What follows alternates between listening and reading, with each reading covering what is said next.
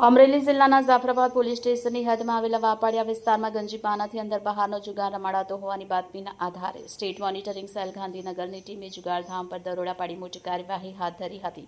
દરોડા દરમિયાન ગંજીપાનાથી અંદર બહારનો જુગાર રમતા કુલ 15 ઇસમોને ઝડપી પાડવામાં આવ્યા.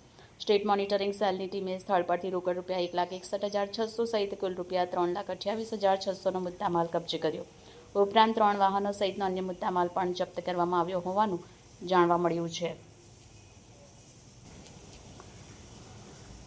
જાફરાબાદ પોલીસ સ્ટેશનની હદમાં જુગારધામ ઝડપાતા સ્થાનિક પોલીસની કામગીરી સામે પણ સવાલો ઉઠી રહ્યા છે. સ્ટેટ મોનિટરિંગ સેલ દ્વારા કરવામાં આવેલી આ કાર્યવાહી બાદ ચર્ચા છે કે પોલીસ સ્ટેશનની હદમાં ચાલતી આ ગેરકાયદેસર પ્રવૃત્તિ અંગે સ્થાનિક પોલીસને અગાઉથી જાણ હતી કે કેમ, સાથે જ આ જુગારધામ કેટલા સમયથી ચાલતું હતું અને તેની પાછળ કોઈ મુખ્ય સંચાલક કે અન્ય કોઈ વ્યક્તિની સંડોવણી હતી કે કેમ, તેવા સવાલો પણ ઉઠી રહ્યા છે.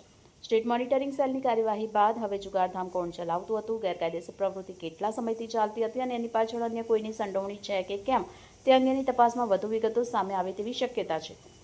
બ્યુરો ચીફ નિલેશ ભરવાડ, આઝાદ મીડિયા લાઈવ, જાફરાબાદ.